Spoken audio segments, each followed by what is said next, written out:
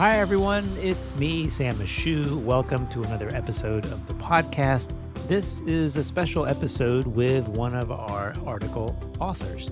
In December, Emergency Medicine Practice had an extra issue on stroke in pregnancy, and I'm happy to say that today I was able to sit down with one of the authors to talk about some of the special needs of this patient population. I hope you enjoy the discussion. I found it very insightful.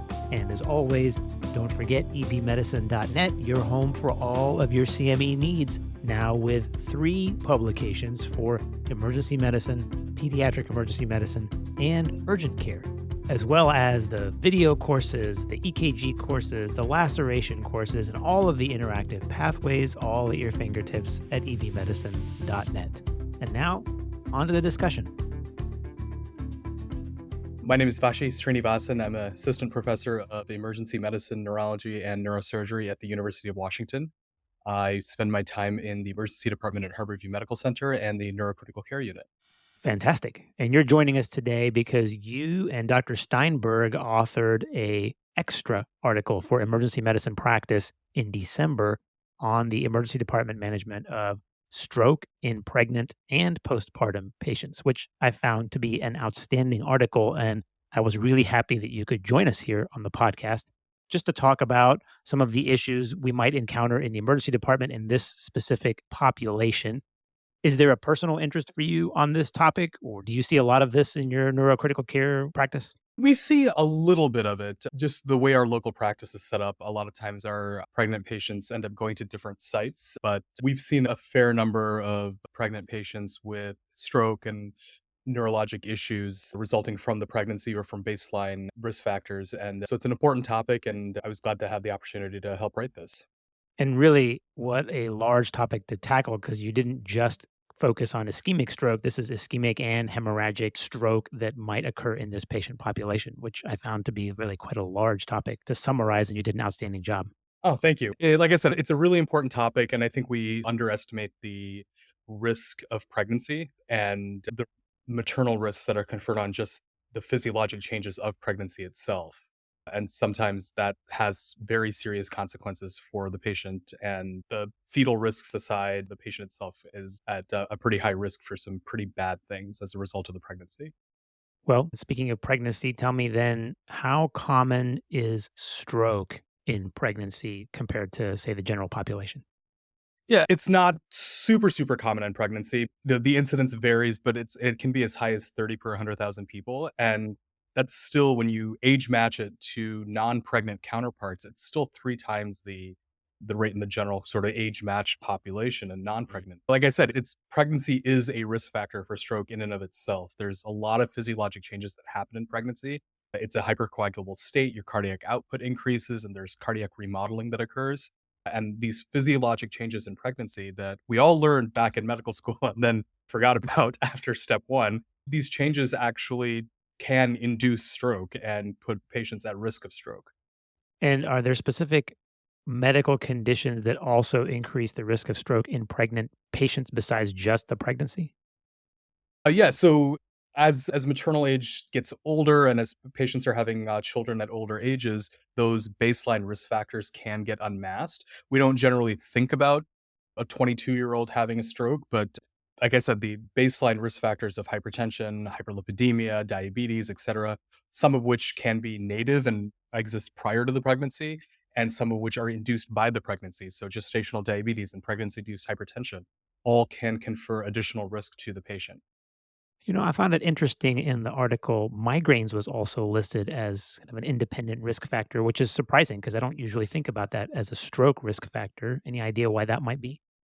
Yeah, I think there's a lot of debate in the stroke literature about why this happens, and we think of migraine as a vascular phenomenon, and you add on the vasospasm that occurs in the setting of a migraine, add that on with the hypercoagulable state of pregnancy, and the thrombus formation just happens as a result. That's one of the purported mechanisms for why we think there's a higher risk with migraines.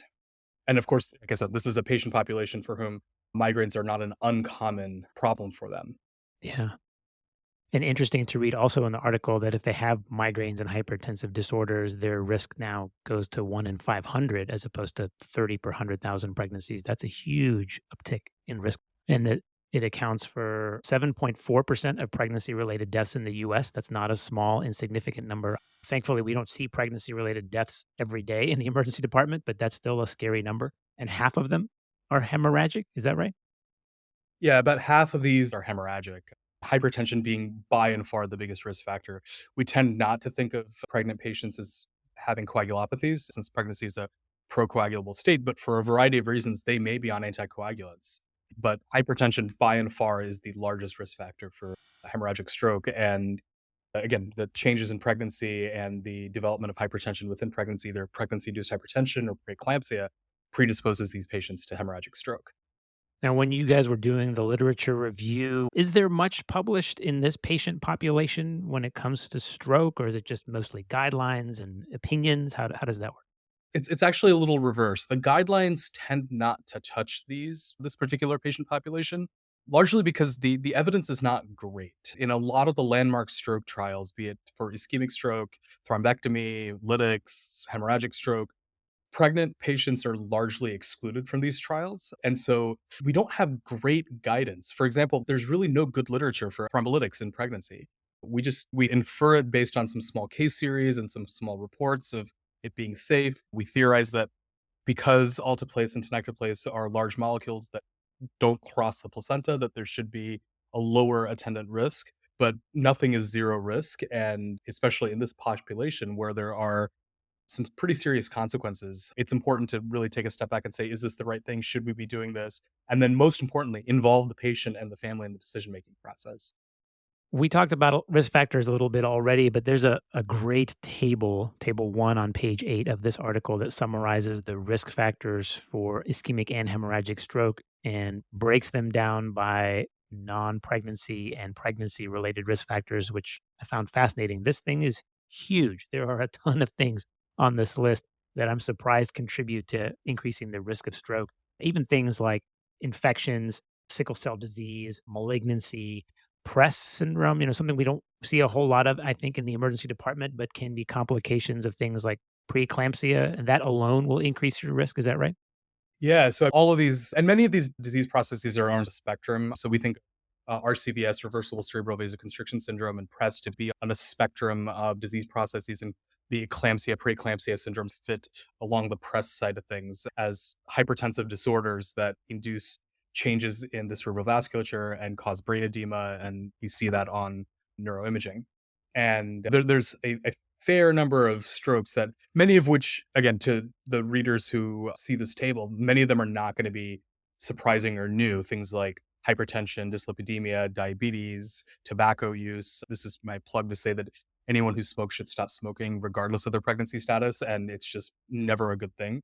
But even pregnancy related risk factors, again, as more people are choosing to delay their pregnancies and have children at older ages, they're utilizing reproductive endocrinology and reproductive technologies that facilitate that, but oftentimes require the use of hormones and other medications that can increase the risk of clots and induce a procoagulant state. We talked about the hypertensive disorders of pregnancy. Peripartum and postpartum cardiomyopathy can cause some remodeling within the left ventricle and induce thrombus formation, and the hypertensive disorders of pregnancy in and of itself. Then there's the sort of the other kind of rarer things that we think about. We don't think about right away, but we do need to think about in this patient population. Things like antiphospholipid syndrome in patients who have had multiple pregnancy losses. That's one of the triggers that make us think, could this be antiphospholipid syndrome? Lupus, sickle cell disease, any kind of connective tissue disorder. And then the malignancies. This is a patient population that does have a risk of malignancy, much like any patient population. And cancers in and of themselves can induce thrombus formation and cause strokes. Again, younger patient population on average compared to the 60 and 70-year-olds that we tend to see have atheroembolic disease, but not a 0% risk. Yeah. What about the differential diagnosis? Yeah. So the differential can be wide and it can be challenging. Headaches are common in pregnancy. And as we talked about, this is a population that can get migraines and has a baseline prevalence of migraines in this population. And as we mentioned, migraines with aura especially can increase the risk of stroke up to 2 times. And These patients can present with complex and hemiplegic migraines with focal neurologic deficits, and that can mimic stroke. And I think more than a few of us have all called stroke codes on patients that ended up having complex migraines.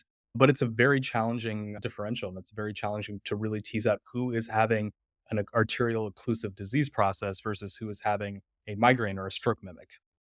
That's great. And that actually leads me into the pre-hospital setting. We have listeners who work in the pre-hospital setting, and our EMS colleagues are frequently interested in how they can help guide the patient's care, maybe get them to the right place, or get that critical piece of information that's going to clench the diagnosis for us.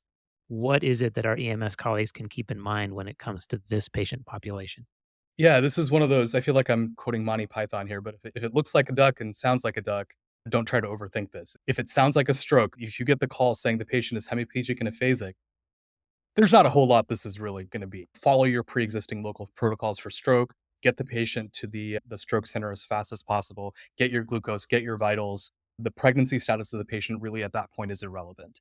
If there's some debate or if there's some question, if we're not sure what this could be, the fact that the patient is pregnant could, in theory, increase the risk of something being a stroke. But again, if this is clearly based on the story, this is a stroke and I'm super, super worried about a stroke, it doesn't matter what the pregnancy status of the patient is. It's just time to go and get the patient to the stroke center as fast as possible. And of course, following all local and institutional protocols and policies for that.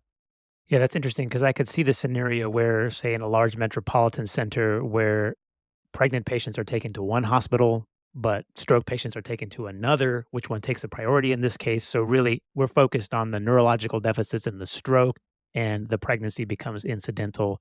Off to the stroke Correct. center they go. Yeah, correct. And we can always sort out the pregnancy part after. But time is brain, and the faster we get the patient to definitive care, especially if there's an LVO present, we want to get that patient to a thrombectomy capable center as quickly as possible.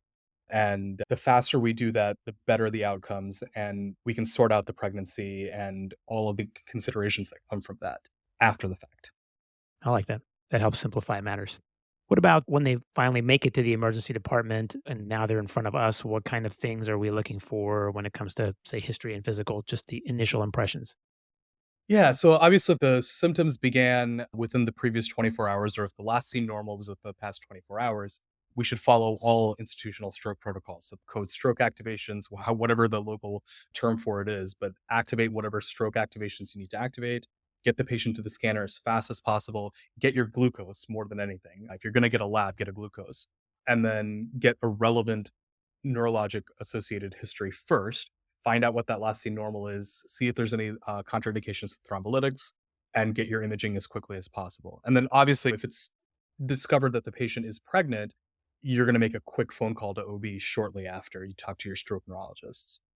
And in this case, the monitoring or fetal monitoring and all of that other kind of stuff, that's still all secondary to obtaining that rapid imaging and doing the diagnostics for stroke. Yeah, nothing should delay getting that imaging, whether the patient is pregnant or not. It's get the imaging, if especially if they are a candidate for lytics, it's get the imaging as quickly as possible, start going through that checklist for your lytic of choice and see if they're a candidate for it, because the faster we get those lytics on board, the better. If an LVO is suspected based on the story, high NIH stroke scale, pre-hospital stroke screens, get the angio, get your endovascular team mobilized, and get the information there as quickly as possible. If you need to do perfusion imaging, get the perfusion imaging done. We shouldn't be delaying imaging, because as the OBs will tell us, focus on mom and baby will be fine. Good, good. That's actually very helpful. When it comes to labs, there's usually a large stroke panel. We're looking at, typical labs plus all of the testing for anticoagulants, the 10A levels, the INRs, the PT, PTT, all of that stuff. Is there anything specific that we need to add when it comes to a pregnant patient in this scenario? Yeah, so some of this depends on the stage of pregnancy. A beta HCG is obviously going to get ordered, but again, nothing should delay the imaging, and we certainly shouldn't be waiting for a beta HCG to get a CT scan. Everyone is super worried about the risk of radiation, and rightfully so. But ACOG has essentially looked at this and found that less than 50 milligrays, there's been no reports of fetal injury. And when you get a CT plus CTA plus CT perfusion, you're still in the 10, 11, 12 milligray range. And you can even reduce that dose further using low dose protocols. So It's not in comparison to the things that they could have, this is actually a pretty low dose of radiation, especially since it's focused around the head and neck. So nothing is zero risk, Sure. but I think it's often overestimated, and having those conversations get in the way of rapid imaging is ultimately not a good idea for the patient. Okay, so CT perfusion, all still under the threshold for fetal harm as far as we know and supported by ACOG guidelines and shouldn't be keeping your patient from getting into the scanner rapidly. If they're in their third trimester, I found it helpful that there was body positioning mentioned. So, place their Yeah. patient on the side to make sure that we're not going to occlude their vena cava, but that can actually interfere with imaging as well. Is that right? We can accommodate that. Once the imaging has been obtained, the techs can rotate and reformat and move things around, especially with modern generation CT scanners. So the ultimate positioning that the patient is in, it's less important. Obviously, late term pregnancy, we want to offload the uterus off of the vena cava, especially for perfusion imaging. The idea behind this being that we're counting on certain times and things happening at certain periods of time following the contrast injection. And there's certain assumptions made on cardiac output and how fast things are moving.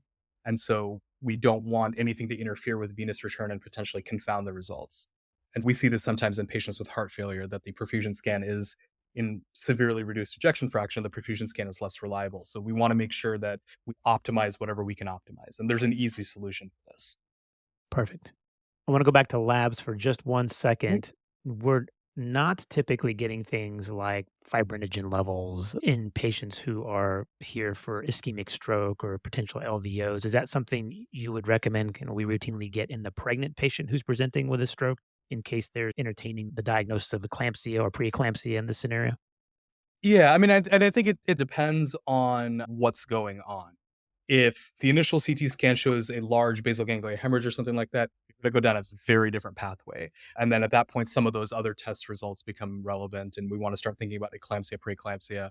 Whereas if you see a hyperdense MCA sign and the CTA shows a large MCA occlusion with an LVO in the proximal MCA, very different. I'm less worried about the fibrinogen levels and things like that. We can figure all that stuff out later. My priority is get the patient to thrombectomy as fast as possible. Okay. And if they're hypertensive and we need to treat hypertension in this stroke patient, are the guidelines any different than they would be for your typical stroke alert? No, again, for ischemic stroke, if lytics are a consideration, we want to get that number down to below 185 to give the initial dose of alteplase. Ideally 180 once that's been given, and then for the maintenance dose of alteplase or for tenecteplase, we want to get that number below 180 and maintain them at that level for 24 hours. So that doesn't change. For hemorrhagic stroke, again, it varies depending on the disease process, but based on some of the stroke data that we know, that super low blood pressure is not ideal, but we do want to reduce it somewhat. So 160 systolic tends to be the number that most people use. In aneurysmal disease or AVM rupture, we tend to want that a little bit lower, and the surgeons will push that number down a little bit further. But for your hypertensive hemorrhages, the basal ganglia hemorrhages, lobar hemorrhages, cerebellar hemorrhages, we want that somewhere in the less than 160 range. And some of the preeclampsia literature recommends numbers as low as 140 or 150. We're not looking to drive that down to that number while they're in the ED or immediately or in any kind of rapid fashion. Yeah, it depends on what's going on, and this is where it's really important to get your consultants on board super, super early. You want stroke neurology there, you want OB there, and some of that's a discussion. If we really think this is preeclampsia driving all of this, perhaps using some of the preeclampsia guidelines might be a better choice. If we think that this is a primary stroke simply just related to the blood pressure, looking at more of the stroke guidelines may be a better choice. So getting those consultants on early to weigh in to say, what do we think is the driving process here? What do we think is actually happening? And which guidelines seem to be more relevant in this particular patient's scenario? Perfect. And again, there's a outstanding table. This is table 4 on page 16, recommendations for urgent antihypertensive treatment in pregnancy. It's got dosing, time of onset, and potential adverse reactions for labetalol, hydralazine, nicardipine, and nifedipine. So the things we're going to be reaching for in the emergency department for blood pressure control in someone who's having a stroke or in this particular population, even in the pregnant patient, safe to use. I found that table to be very helpful. Again, the table here shouldn't be a surprise to any emergency physician who's familiar with these drugs. These are standard drugs that we use in the emergency department for any blood pressure control. Nicardipine tends to get used a lot in stroke settings simply because it's titratable and it can be turned on, turned off, and acts pretty quickly, and it's out of your system fairly quickly. Labetalol, hydralazine, kind of other PRN agents, again, very commonly used and fine to use in pregnancy. Labetalol is also recommended by ACOG just for blood pressure control and preeclampsia. And then when it comes to specific therapies and stroke, so you already said TPA is safe in pregnancy, and that's again not necessarily large study evidence based, but just based on physiology and chemistry and the size of the molecule. Is that right? Yeah, I want to put a little asterisk there to say that we don't know for sure, but we think based on available literature, the physiology, the pharmacokinetics, that alteplase and tenecteplase are probably okay to use in pregnancy. There's a lot of, I think, there's a lot of fine print associated with that. But again, we think it's probably okay. And again, at the end of the day, I think, a joint decision between emergency medicine, stroke neurology, OBGYN, and of course the patient and their family Yeah. on what kind of risk they're willing to assume. And mechanical thrombectomy, much the same. Is that right? Yeah, and we have whatever literature we have in thrombolytics, we have even less in mechanical thrombectomy. Again, the big studies, the named studies that have gone back as far as 2015, all excluded pregnant women or pregnant patients in their sample. And we don't really know, but there is some limited data that maybe suggests it's safe and it's probably fine, and that these patients do well after IVT. There is an advantage that these are largely younger patients than our 16, 17, 80-year-old patients who traditionally get atherosclerotic strokes. And as a result, the vasculature is less tortuous and the vascular anatomy is often easier to cannulate to get catheters up to smaller vessels. So perhaps there may be a little bit of an advantage there. Radiation, again, we can't do this without radiation, so you have to use adequate shielding and coning and dose reduction techniques. But there was one study that I believe we cited that showed that the fetal doses can be as low as a CT head if you appropriately shield and kind of do things, protect the patient and cone and use the minimal amount of radiation possible. Limit continuous fluoroscopy and just use pulse dose fluoroscopy to get to where you need to. Okay. I'm curious at your facility. I think a lot of facilities just default to administering TPA in times when they can't get appropriate consent from a family member or from the patient if they don't have the capacity to do it because of their medical illness. In pregnancy, any different there, or would you default to the providing the TPA side of the equation in this scenario? I think that's a hard question, and I don't wanna speak for anybody else other than me, but me personally, I would wanna make sure that I could at least have a conversation with somebody. I think being supported by consultants and having a general consensus between myself, stroke neurology, and OB, and if we are truly unable to get a hold of anybody and the patient is unable to consent for lytics, I think having all 3 services agree that we are acting in the best interest of the patient and we feel that this is an appropriate way to proceed. I think that's about as good as you can get in that setting. But the ideal scenario, obviously, is ensuring that all specialty services are on board and that the patient and the family are in agreement and are willing to proceed. Perfect. And then there's cerebral venous sinus thrombosis. So this is an entity that we don't typically think about in our stroke population, but in the pregnant population becomes a consideration. What are some of the physical findings that might, or historical findings that might maybe push us in that direction of suspicion? Yeah, just since I know ED physicians love headaches, the number one complaint or the number one symptom that patients report with CVST are headaches. And so it can be very challenging, again, to distinguish between, is this headache, my usual migraine that I always have? Is this the worst headache of my life that came on like that all of a sudden? And now I got to go down a completely different pathway? Is this more of an indolent headache? Are they saying things that make me worried, that make me want to get a scan? So it can be very challenging. Some of these patients do present with visual changes as well. Again, depends on where the thrombus actually is and if there's evidence of venous hypertension and cerebral edema as a result of that.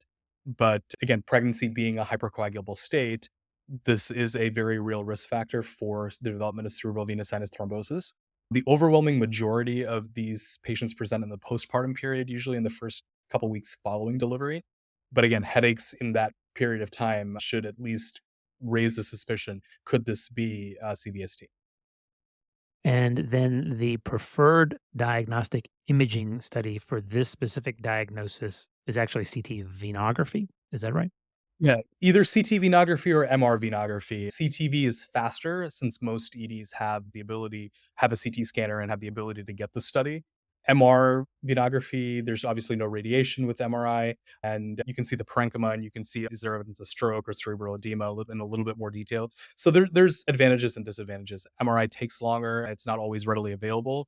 If all you have is a CT scanner, no problem. Get the CT, CTA, and CTV and get the imaging data, and then you can make your diagnosis based off of that. Good to know.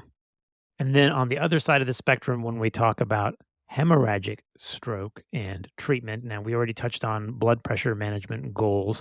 Anything specific as far as treatment goes in AVMs or aneurysms? Yeah, so this is where it gets a little bit more challenging and requires a lot more conversation. If a vascular lesion is identified early on, it's important to get your neurosurgeons involved quickly along with your OBs. There's, in addition to some of the blood pressure control, obviously, if the patient's on anticoagulation, it's important to reverse that anticoagulation quickly. Again, with the caveat that using things like prothrombin concentrate or FFP in a pregnant patient has the risk of sort of rebound hypercoagulability and can be dangerous in this patient population because of the hypercoagulable state of pregnancy. Protamine, FFP, PCC, those are all class C drugs in pregnancy. So we don't really have great data, but again, probably okay to use in pregnancy. Again, it's that risk benefit ratio of if they have a massive intracranial hemorrhage, you need to reverse that anticoagulation. The new kid on the block, Andexanet Alpha, I guess it's not that new. It's been out for about 4 or 5 years now, but Andexanet Alpha basically has no pregnancy data at this point, so we're not really sure. Some of the trials coming out about Andexanet versus PCC, I think will help guide some of that conversation about what can we use and what's okay to use. And again, this is a population that's not often studied primarily in these trials. But getting back to the vascular topic, this gets complicated in terms of how do you treat this, and that goes outside the scope of the emergency department and more into the ICU and into the operating rooms. But from an EM physician standpoint, knowing that a patient has an unsecured aneurysm or unsecured AVM, it's a conversation to have in concert with OBGYN and neurosurgery about the best method of delivery. It's the increased cardiac output and the hypertension that can occur in especially in the third trimester can increase the risk of AVM or aneurysmal rupture, but at baseline, the risk is no different than in the general population for rupture specifically. And obviously, if the lesion is secured, the lesion is secured, and there's really no change in that rupture risk. But in an unsecured lesion, sometimes neurosurgery may suggest, hey, we don't think going through labor and pushing and increasing ICP is the best option here. And again, that's a conversation because we want to be respectful of the patient's preferences and how they choose to go through their pregnancy and deliver their child. But at the same time, we need to advocate for the patient and ensure that they have all the information available. So if they choose to undergo a spontaneous vaginal delivery, that they understand the risks that are associated with that. If they choose to proceed with a cesarean section, that they understand the risks associated with that. Fantastic. Well, I think that's a great way to summarize it. So lots of questions there and consultant conversations. And thankfully, nothing we have to concern ourselves with immediately in the emergency department. Yeah, So, and if you're in that, I would say, highly unusual state of you have a pregnant patient who's in active labor while also having a stroke, I suppose if it's good going to luck. happen to an EM physician, but good luck and do what you can. Yeah, yeah. No, I can't imagine. Pregnancy is a pretty scary condition, honestly. It constantly surprises me that the human race has survived without advanced imaging and emergency departments and hospitals, but somehow we Yeah, just here we one are. more thing to add to the list. So I'm going to summarize for just 1 second, just so the listeners can get a quick bulleted summary. So in our pregnant stroke patient who is presenting to the emergency department, first, if you're an EMS colleague, you're taking them to a stroke center and the pregnancy is incidental. Second, if they arrive in the emergency department and the history and physical and the complete picture looks like a stroke, you're headed down the stroke pathway and we're not worried about radiation as far as imaging goes. You're getting your stroke imaging as fast as you can, and then you're getting all of your consultants involved, including OB, but that's not the first step. The first step is go get that imaging and don't worry about the radiation. And then if you are entertaining cerebral venous sinus thrombosis, then you just got to add the CTV in that scenario to make sure you get your best chance at making that diagnosis. And then when it comes to management of blood pressure and anticoagulation reversal, blood pressure, there are some good guidelines, and most of the medications we reach for in the emergency departments are safe to use. When it comes to anticoagulation reversal, there isn't a whole bunch of evidence, but that's on an as needed basis. And if you're dealing with someone who's critical from a hemorrhage, then that's probably going to outweigh any of the downsides for your pregnant patient. Does that sound fair? Yeah, that all sounds about right. It's ultimately you're going to treat the patient in front of you, and the guidelines are there to help, but they're not written in stone, and they're not meant to replace the medical decision making that happens at the bedside. Well, I really appreciate you taking the time to be on the podcast and the author of the article. There are a bunch of things in this article, lots of great imaging, neuroimaging examples. There's also a clinical pathway for how to approach this patient, which will translate into an interactive form. So that'll be available to all of our subscribers at the bedside to use. And there are some great case examples in here of pregnant patients who come in with neurodeficits and how to handle them. I really appreciate you guys taking the time to write this, do that literature search, and provide all of these succinct answers for us. I found it to be an outstanding article. Yeah, thank you for having me. And like I said, this is a very important topic. And especially in the last several years, I think pregnancy has come into the national consciousness, and sort of the care that pregnant patients need to get. And a variety of locations can be restricted or can be affected. And so I think it's important that we ensure that these patients get the best possible care that we can possibly provide them. And that's a wrap. Thanks to Dr. Srinivansan for joining us on the podcast. Really just an incredible article, and I can't recommend it enough. Please go to ebmedicine.net, take a look at the article, read it, claim your CME, and keep all those little pearls in your pocket for the next time you're treating a pregnant patient with a possible stroke. Until next time, everyone, I'm Sam Mashu. Be safe.